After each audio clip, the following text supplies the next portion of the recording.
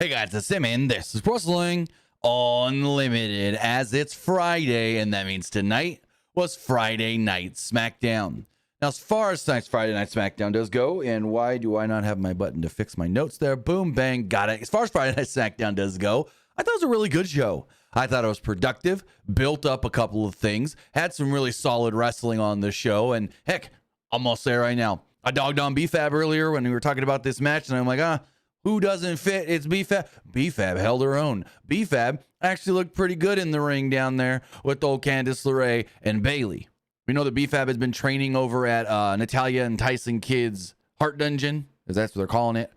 And so, yeah, because I've seen videos on Natty's Instagram of her down there. Dawkins is always training there. So, hey, kudos to BFAB.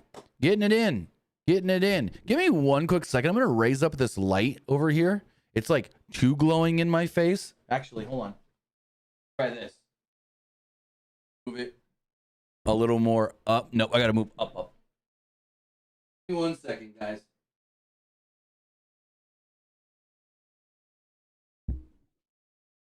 I was messing with the lights today. We actually created a second studio in my room/office. It's not perfect, but it's not horrible. So, I mean, I can kind of show you. Move the camera over real fast. So we went, nope, never mind. Camera's not going to reach that far. So we went over on that side of the room and created a little portrait photography studio. So that way we can get some other work done over there as well. But yeah, as far as SmackDown does go, that was a solid show. I thought it was really good. I was thoroughly enjoying everything on that show. And the crowd was great. Even in that main event, you go, oh, Nia Jax match with Naomi. The crowd's not going to be all that. No. Especially towards the end when Naomi was getting some big moves in. Getting some big moves in. They were all for it. But with that, I want to say thank you for joining me here. Twitch.tv/PWU Unlimited, YouTube.com/Pro Wrestling Unlimited, and podcast services all around the globe like Stitcher, Spotify, Google Pod, Apple Pod, Anchor, iHeartRadio, and so much more. Remember, if you are watching live on Twitch, you can help us out a couple of different ways. You can hit that donate button to help us out, or you can donate Twitch bits in the live chat. That's the best way while watching on Twitch to get your comment, question, or concern read live on the air. Also, remember, if you're watching on Twitch, you can help us out by subscribing to the channel one of two different ways. You can either subscribe with a tiered subscription, or you can subscribe with Amazon Prime, because remember, if you have Amazon Prime, then you have Prime Gaming. Prime Gaming gives you a lot of cool things like free games, free stuff for games, and you always get one free subscription to any Twitch channel you want to subscribe to throughout the month. And I greatly appreciate it if you did right here, Pro Wrestling Unlimited. Let's see what the free games are right now. Hold on. Let's see what the free games are. Oh, Tomb Raider Anniversary Edition. I'm going to need to claim that one. We also got Mafia Definitive Edition. Going to have to claim that one. A Plague Tale Innocence. Going to have to claim that one. We got some really, really good. Ooh, House of Golf 2. I liked House of Golf 1. Guardians of the Galaxy. I have that game, and that game is awesome. Loved Guardians of the Galaxy. Marvel's Guardians of the Galaxy. It's free right now through Prime Gaming on the Epic Store. Get it. You will not be disappointed. Dishonored Definitive Edition. Man, Dishonored Definitive Edition. Death's Door is another great one. Disney Pixar Cars is another great one. Holy crap, guys. Even if you don't do the Scorn, I'm going to need to go through BioShock Remastered, Gargoyles Remastered. Holy smokes. Yeah. So even if you don't, Pumpkin Jack, another underrated game. So even if you don't, the Gunk, holy shit. So even if you don't, I'm just scrolling through, seeing so many free games. So many. Zombies Ate My Neighbors. No way. And Ghoul Patrol. Oh my goodness. Oh my goodness. So if you guys have Prime Gaming, at least do yourself a favor and use it to get these free games. If you have Amazon Prime, take it, link it to your Twitch, and there you go, your Prime Gaming. Then you can get all these free games. I've named like a bunch. Scarf is another great game. Borderlands 2, another great. Kerbal Space Program, another great game. Like, we're just scrolling. So many great games. And then you could take that Prime Gaming subscription and subscribe right here and support creators. Even if you don't support me, support somebody. Don't let that Prime Gaming subscription go to waste. But also remember, you can help us out over on YouTube. You can hit that subscribe button. That way you know we post new videos. That way you know when we go live. And that way you know when we post to the community tab. Also remember that You can support the channel by becoming a channel member, hitting that join button. Hit the join button if you do so, even if the $1 tier. We greatly appreciate it, whether that's here, Patreon, or even if that's on patreon.com/PW Unlimited or youtube.com/Pro Wrestling Unlimited. And also remember to go over to the Epic Game Store. Go over to the Epic Game Store and buy something. Whether you're buying a new game, whether you're buying an old game, and you're claiming a free game or getting bucks for Rocket League, Fortnite, or Fall Guys, use this code right here, PW Unlimited, at checkout, and you will be supporting us at no extra cost. Maybe you're getting that new Lego Horizon Adventures. Maybe you're getting the new Teenage Mutant Ninja Turtles Splintered Fate, which we streamed last night, which is really fun. Well, you're claiming the free games, which right now is Convergence, A League of Legends. No. Castlevania Anniversary Edition and Snakebird Complete. Use the code PWU NLIMITED for all Epic Games and Epic Game Store purchases.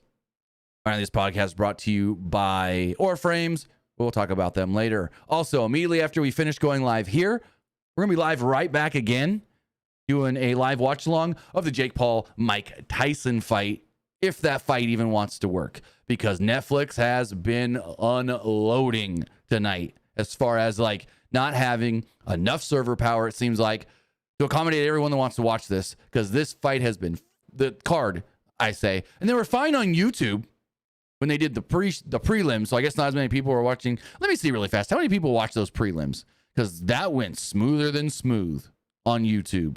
Let me see. Netflix sports, and we're not going to get a definitive number because it takes about 24 hours for Netflix to fully compile all the live views. 3.2 million viewers it's at right now. But there's so many people trying to watch on Netflix that it's just buffering and freezing and the stream is bad. Very bad. But following this podcast, we will be going live immediately to do a live watch along of the Jake Paul Mike Tyson fight. Paul says he's going to knock him out in 4 or 5 rounds. But as far as SmackDown does go, Michael Cole welcomed everybody to the show. We saw footage of Nia Jax, Naomi, Motor City Machine Guns, and Street Profits all entering the building. The show then went to the ring where Cody Rhodes' music hit. Cody made his entrance, not in a suit, looking like he's ready to fight. Instead, sweatpants and a t-shirt. Cody looked angry and focused on footage from last week's pile driver angle with Kevin Owens and Randy Orton. Cody then said, quote, "Kevin Owens, you crossed the line." No, I read that wrong. "Kevin Owens, you have crossed quite the line." And then called Kevin Owens to come to the ring. Nothing happens. He then yells for Kevin Owens to appear, but out comes Nick Aldis. Instead, Nick Aldis comes down to the ring with microphone in hand, and Aldis said that he knew Cody was angry, and Aldis noted how, well, Orton has severe cervical trauma. Aldis explained how and why the pile driver has been banned in WWE for so long. Aldis said that Owens crossed the line last week, and until things are figured out, Aldis cannot have Owens come to the show. You will not allow him in the building. Cody said that Aldis was giving Owens exactly what he wanted, and instead, you're treating him as a martyr. Aldis should let Cody handle this himself. Cody kept going on Aldis before he stopped him. He stopped Cody from talking, and Aldis asked Cody if he thought it was about money, because he knew it wasn't about money. Aldis said if he gives the roster an inch, they take a mile. Aldis said Owens cannot be at the show until the situation is resolved internally. Cody then questions, what? Internally? Cody asked Aldis, be real, and said that he knows Aldis is a wrestler and a good man. Cody asked Aldis if he was the one in the ambulance with Orton and how Aldis would have reacted. Cody referenced his celebration at WrestleMania 40 and how Orton told Cody he was proud of him, and it was a moment he'd cherish forever. Cody noted that it bothers him. Owens is saying that Orton's injury is because of Cody. So Cody said, if he can't handle his business in the WWE ring, maybe I got to do it my way. Do I need to go to his house? Do I need to knock down his door, beat his ass in his front yard? Cody told Aldis, the ball is in your court. Cody won't be waiting long. Cody dropped the mic and Cody's music hit to end the segment. This was so solid. This was so good. This was awesome. As the Miz would say, I did that way bad. but I'm not trying to like scream in the house here. So, yeah, this was awesome. This was great. This was everything. I loved it. Cody was amazing. His delivery was pinpoint perfect. I don't think this could have been better. Nick Aldis is fantastic. As much as I like Adam Pearce as an authority figure and have for a while, other than like when he'd let Roman step all over him, Nick Aldis is like a level above. So very interesting. I don't know when they're setting up Cody and Kevin. I don't know when we're going to get it. Whether that's Survivor Series or Saturday Night's main event is to be seen. At one point, it was talked about for Saturday Night's main event, so we'll see. Backstage, Jimmy Uso was walking and ran into his brother Jay and Sami Zayn. Jimmy said that Roman was on the way and wants everyone to meet in the same room together later tonight to discuss what they need to do for War Games. Zayn said that there was someone he could ask to be that fifth member. And they're like, who? He's like, I got this. I'll catch up with you guys later. I know where to go. And they're just like, okay, Sammy. So then moving forward, a triple threat match. So this triple threat match is the first of 4 triple threat matches that will then lead to singles matches that will then lead to a final singles match at Saturday Night's main event to crown the first WWE Women's United States Champion. I'm going to pull the brackets up right here. Give me 2 seconds to pull them up on the screen. We got the brackets. Bayley did win her match here, so the brackets do reflect that. But as far as this all does go, we do have this little tournament to crown the first champion. Of course, we had the first match tonight. It was Bayley, Candice LeRae, and B-Fab, with Bayley picking up the victory and moving on. We then have Bianca Belair, Chelsea Green, and Blair Davenport. On the other side, it's Jade Cargill, Michin, and Piper Niven, and then Naomi, Tiffany Stratton, and Elektra Lopez.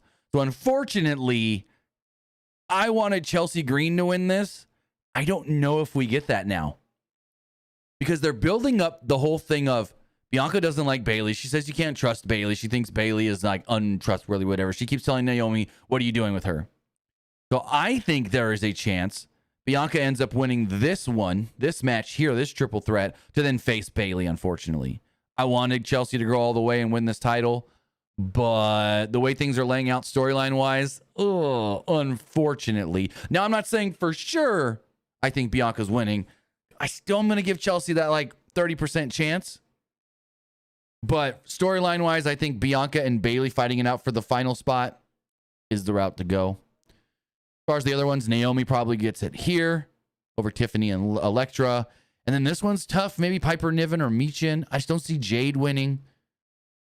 They also played it up of, hey, Chelsea, Piper, what if it's the two of you in the finals? What are you going to do? You both can't win.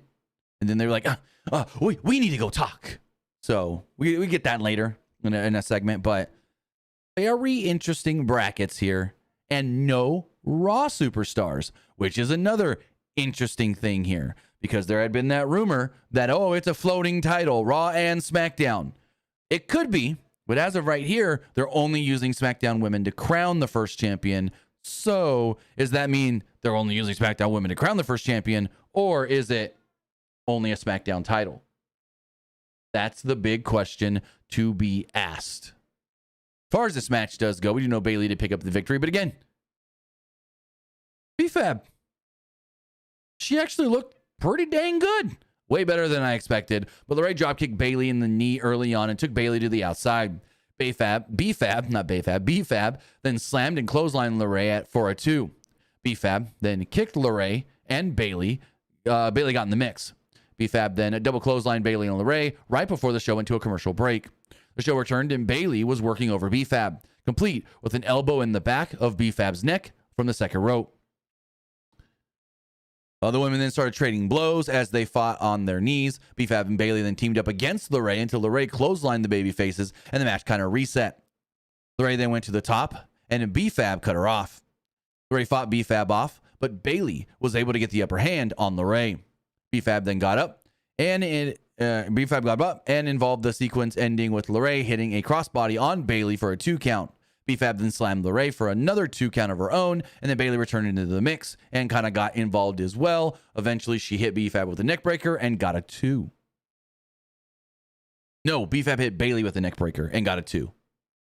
As we come down to the closing moments of the match, Bayley then came with a Bayley to belly on B-Fab, but LeRae reappeared and almost stole the victory. LeRae went for a moonsault, but B-Fab moved.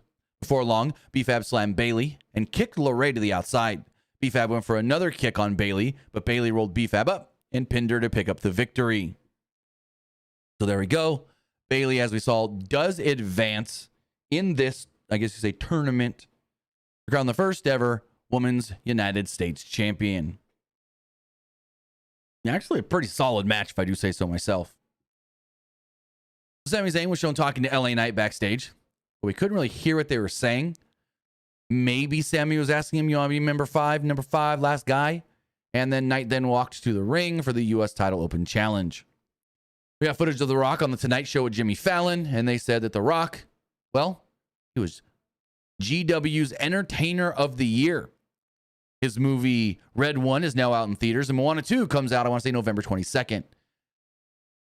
And don't get me started on Red 1. I haven't seen it, but the reviews are horrendous. Horrendous. I want to read you guys something. I want to read you guys a review of Red 1 and how bad this movie is. Give me 1 second. Oh my God, is this awful? So we're reading this from IGN. The review is written by A.A. Dowd. And I'm not going to read the whole review. I'm just going to read his final verdict of the movie. The Rock and Chris Evans half-assed their way through a mega-budget buddy comedy eyesore about a world where Santa Claus exists. And so, there's a whole intelligence agency created to monitor mythological beings. The movie surrounds its mismatched stars with a whole lot of shockingly inconsistent special effects, preaching a sentimental Yuletide message even as it looks like the heights of soulless commercialization. Only those who find the thought of Santa needing a bodyguard or the North Pole becoming a high-tech compound inherently hilarious are guaranteed many laughs from this largely charmless holiday blockbuster. Red 1 gets a 3 out of 10 from IGN, awful. From The Rock and the company that killed toy stores comes a noisy, ugly ode to the true meaning of Christmas or something. Yeah. That's not the only bad review I've seen of this movie. A 3 out of 10. A 3 out of 10. Holy shit. Come on, Rock. You're just pumping out anything. Pumping out anything. Is that his worst rated movie? Worst rated Rock movies. Now again, that's the IGN review. But as far as this is from The Wrap. Some of the worst rated Rock movies. Oh, this is just like what they think are the worst movies, not like rated wise through anything. Let me see. Yeah, I can't find anything legit. I see a lot of like, here are all the Rock movies I didn't like, or here's how I'd rank all Rock's movies. But yeah, I wonder what did worse? That? Oh, so it's about the same through IGN. Because IGN also gave, because I was trying to see Kevin Hart, the movie he did this year, like the bigger movie, Borderlands. That got a 3. Borderlands also got a 3. But yeah. That's a good question. What did Venom do? Because Venom was not good. Venom Last Dance review. I finally watched it. It was serviceable, but it wasn't great or anything. IGN gave it a... Huh? They didn't... What? It says IGN didn't even rate the movie. Hold on, here we go. IGN gave Venom The Last Dance a 4, so slightly better. Bad, not awful. I don't think I'll be watching Red 1. Maybe if my daughter sees the preview and wants to watch it, I'll watch it, but I ain't seeking it out. Back to SmackDown, though. A BFAB was shown backstage. Chelsea Green and Piper Niven walked up. Green said, when her and Niven become the first United States Women's Champion, maybe they'd let BFAB hold it someday. BFAB said the two of them couldn't hold the title at the same time, and Michin then walked up with a kendo stick. She's like, we got a problem here. And then Green and Niven were like, well, come on, P, we gotta go talk. So they stormed off. LA Knight made his way to the ring with a microphone. Crowd cheered, LA Knight, LA Knight. And they did the, let me talk to ya. Crowd loved it all, soaked it all in. Knight said that everyone is looking for the U.S. title and wanting to come after him. Knight said Zayn asked him to join the Bloodline in the Civil War. Knight said that it wasn't his fight, and he doesn't need to be in it or really want to be in it. Knight said if the Bloodline just destroyed each other, he'd be fine with that. Knight said that he wasn't going to defend his title 2 times a year like Logan Paul. He wants to do it more. Instead, he called for action and said an open challenge to anyone who wants to come out here right now and challenge me for this thing, this title. Out would then come Legado del Fantasma. Escobar grabbed the mic and asked Knight why he couldn't say something cool and interesting. Escobar said that the crowd, or told the crowd it sounded like they were from a different planet. Escobar said, instead of saying, yeah, why don't you say S-Co-Bar-C? And my first thing is, oh no, you don't want to be a wrestler in WWE getting over C. Because if we remember anything and wrestlers going C, C, C, you don't want to be thought of like Alberto Del Rio. Because if he starts doing the C, C, I'm just going to think of Del Rio. And you don't want me thinking of Del Rio when I think of you, bub. Escobar said it's time for someone to shut LA Knight up. Escobar said it would be great if Legado del Fantasma has 2 United States champions, because we know Elektra has a shot at the Women's United States Championship, but she's going to bring that home as well. No, don't think so. Anyways, Escobar wants a shot at the title tonight. Knight said, I already beat you.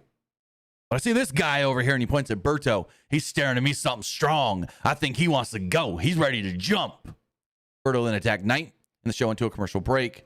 So the match starts in progress. LA Knight versus Berto for the United States Championship. That's pretty damn good. Freaking Berto, very underrated. Berto, very underrated. So we only saw about 4 minutes of this on television. The show returned, and Berto was in control of Knight. Knight went for his leap to the top spot, and in a rare turn of events, hit it. I still can't stop thinking of the freaking pay-per-view when he basically crotched himself. And Big E's asking him on the post show how his groin is. And he's like, inner thigh. I hit inner thigh, guy. Berto at one point pushed Knight off the top and eventually worked an abdominal stretch. Knight fought his way out of it and clotheslined Berto over the top rope to the floor. Knight repeatedly slammed Berto off the commentary table. Knight rolled Berto back into the ring and landed a DDT for a 2. Berto then came back with a roll-up and a kick, and then dragged Knight into the corner. Berto went for a moonsault, but Knight got his legs up. Knight followed this up with the pop-up slam, but Berto moved when Knight went for his elbow. Berto perched Knight on the top rope and set it for a superplex, but Knight fought Berto off and landed a top rope elbow drop. Knight hit the BFT and picked up the victory. So LA Knight does get the win and does retain the WWE United States Championship. Then, shocker of all shockers, LA Knight gets attacked by a man wearing all black. And we realize in that moment, oh my God, oh my God, Shinsuke Nakamura's back on television. Oh frickin' Shinsuke is back on television. We have not seen Shinsuke Nakamura on television since the April 22nd Monday Night Raw when he lost to Sheamus. We have not seen him on a live SmackDown. I got to scroll all the way back here. Holy smokes. We have not seen him on a live SmackDown. Hold on. Since May 5th, 2023, when he defeated Karrion Kross. And then he went to Raw. So, yeah. Don't know why they've been keeping Shinsuke off TV so long, but he's back. He attacked LA Knight, and it seems like he wants the U.S. title. Oh, I'm all for it. So Nakamura had his hair all down in his face, but he had this red face paint around his eyes that just made him look very evil, very scary, and I loved it.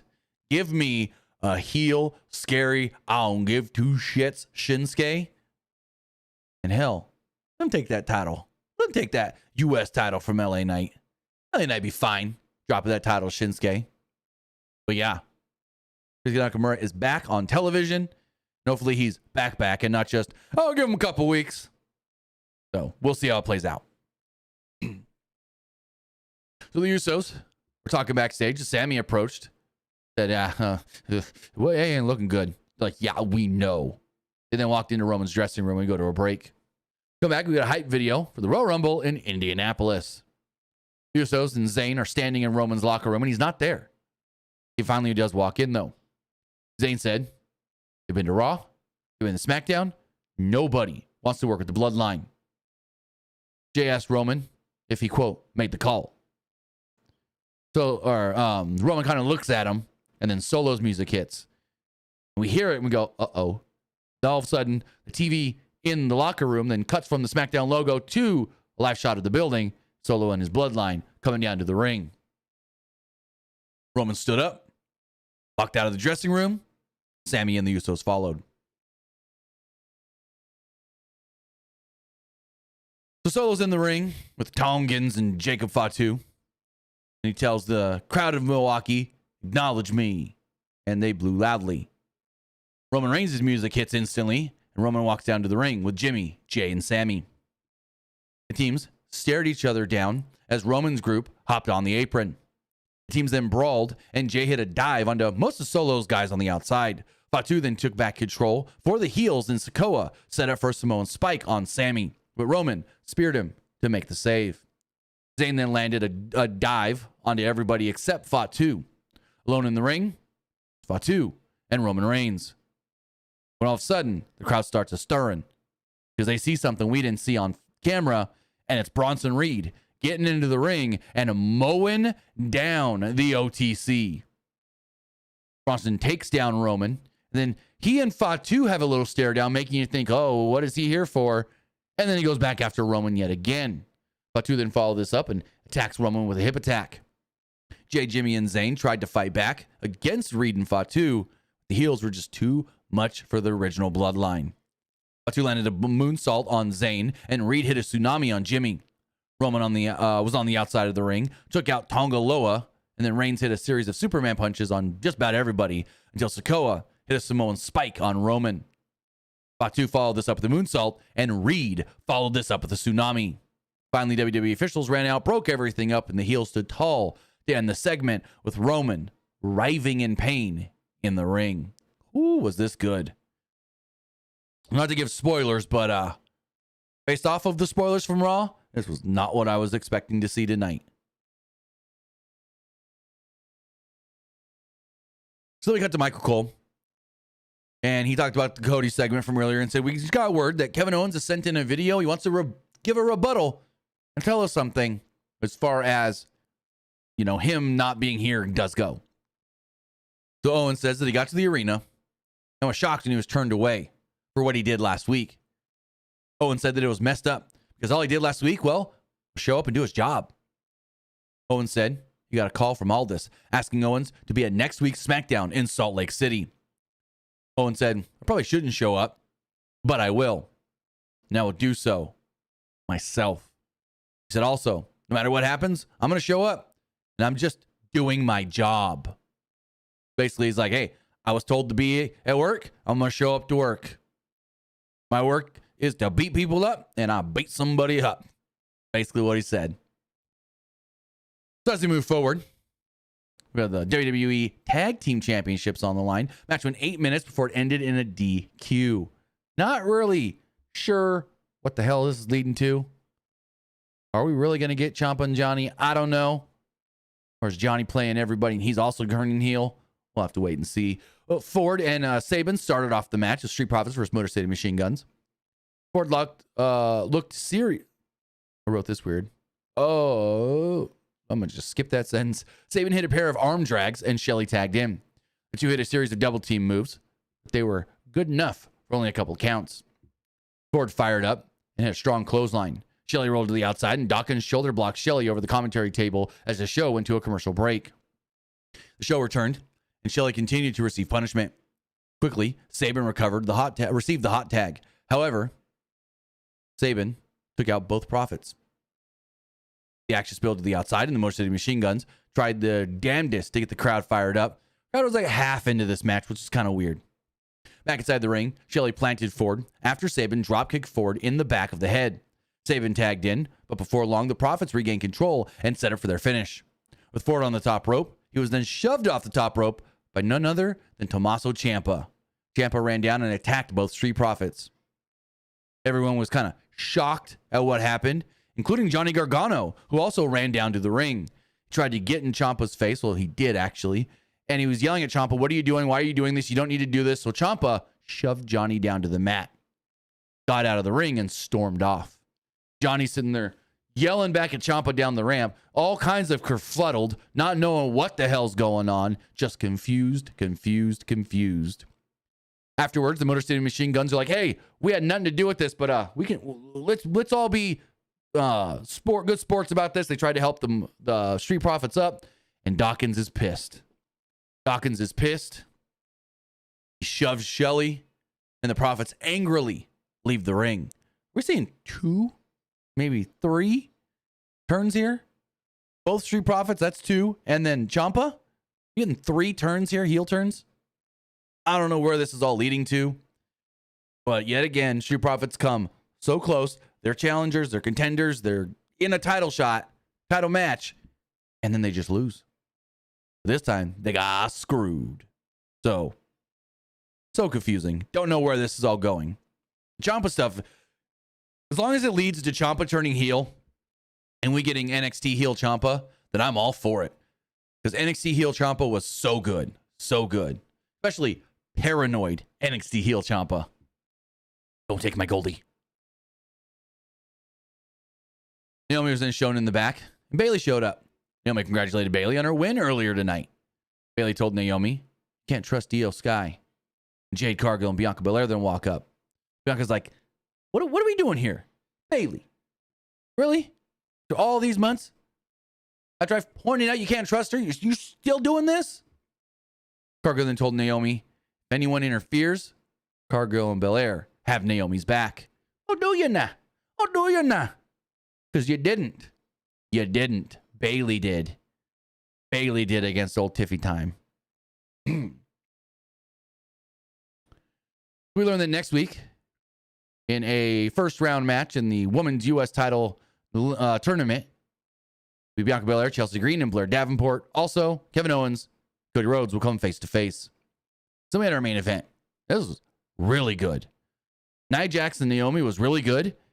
And usually I'm kind of like we need all interference. I think the interference actually helped. I think the interference actually made it good because we're seeing what Nia is building. Nia's got herself a little group here in Candice and Tiffany, and it's working. It's working. I liked all of this, if you can't tell. Jax had the early advantage and sort of just messed with Naomi, swinging her around, landing a splash in the corner, and so forth. Jax went for an elbow, but Naomi moved and followed that up with a kick to the head. Naomi then hit her split-legged moonsault. Jax clotheslined Naomi and threw Naomi to the outside of the ring. Naomi then executed a sunset flip, but Jax came right back with a clothesline and got a 1 off of it. Jax worked a chin lock. Jax missed a strike, and Naomi briefly tried to come back, but Naomi ran into an elbow from Jax, who then pounded Naomi's head into the mat. Jax, in a wild move, lifted Naomi, and I don't know what they were really trying to do. She lifted Naomi in what appeared to be a very stiff headbutt, like just a boom. Naomi popped right up, though, and got Jax to the outside, where Naomi hit a suicide dive. The show then went to its final commercial break. That wasn't the only, what the hell move either in this match. So the show returned, and Jax took down Naomi for a 2. Jax landed another headbutt to Naomi. This one did not look as stiff. Maybe Naomi was like, cool it. Jax then worked a single leg crab. Jax went for a power bomb, but Naomi kind of turned it into a destroyer and got a 2 off of it. Naomi then kicked Jax in the head and hit a crossbody from the second rope. Naomi followed this up with an enziguri. Naomi hit a rear view out of nowhere but it resulted only in a near fall. Naomi then ran at Jax. What that meant, she ran into a pop-up Samoan drop from Nia. Jackson set Naomi up for her finisher, but Naomi stood up and dumped Jax to the floor. Naomi then went for a crossbody block on Jax to the outside. Backstage, Liv Morgan and Raquel Rodriguez were shown attacking Cargill and Belair. So it's like, yeah, I guess that's why they didn't help. But to Naomi, she doesn't see that. And so it's like Naomi's going to think, oh, can I not trust her? Or trust them? Back in the ring, Tiffany Stratton then attacks Naomi on the outside while the referee was checking on Nia. Commentary is like, oh, this is it. It's over. Naomi's down. Nia's going to win. And, well, Nia goes to the second rope, and Naomi gets up. Jackson went for a body slam off the ropes. Naomi countered it into something that even confused Corey Graves, and they kind of just fell into a near fall. Corey's like, I don't know what we just saw, but that was sort of effective by Naomi. It was weird. Bailey then runs out and attacks Tiffy. Naomi rolls up Jax, gets a close two. The crowd is going wild at this point. Naomi ran Jackson to the ring post in a split-legged moonsault. Jax kicks out again. Crowd is livid. They're just, what? Whoa! Just losing their minds at this point. Naomi went to the top, but Candice LeRae would attack Bailey on the outside. As a result, this distracted Naomi. Jax hit a Samoan drop from the top and followed it up with an annihilate her. Sat there, arms crossed, just like, oh, Yoko. 1, 2, 3. Naomi is not the new women's champion. Nia retains the title. So after the match, Stratton, LeRae, and Jax stood tall in the ring over Naomi, talking shit. And then we get one of the best segments we've seen in wrestling in a long time. This was just phenomenal. So we cut to the back. And we cut to Roman Reigns in his locker room. His hair's all down in a mess. He's all disheveled, sitting in his chair, and he grabs his phone. And he's looking at it. And he's looking at it. And he just says, Cole, the wise man. So he's sitting there, and he's looking at the phone. Looking at the phone. He does the like it's about to ring. And then it goes, the number you have reached is not in service. This is a recording. Roman's eyes get wide. He drops his phone, and then we hear ding, ding, ding, dial tone. Roman is all kinds of upset and just beside himself and doesn't know how to react or think. He is just a man looking like he's in an out-of-body experience like, you got to be kidding me. My wise man changed his number and didn't give me his new number. Paul Heyman, who for 3-4 years has been loyal to Roman Reigns, may no longer be loyal to Roman Reigns. Roman tried calling his wise man. He doesn't have the right number anymore. Holy shit. Was this awesome? This was, and then the show just goes off the air. What a way to close this show. What a freaking phenomenal end to this show. Like, it's quick, small, it's like 30-40 seconds at that. But it was so effective to show that, yes, some things are going right for Roman. Jimmy's back, Jay's back, Sammy's back. But other things aren't. And could this be the first sign of his world crumbling all around him?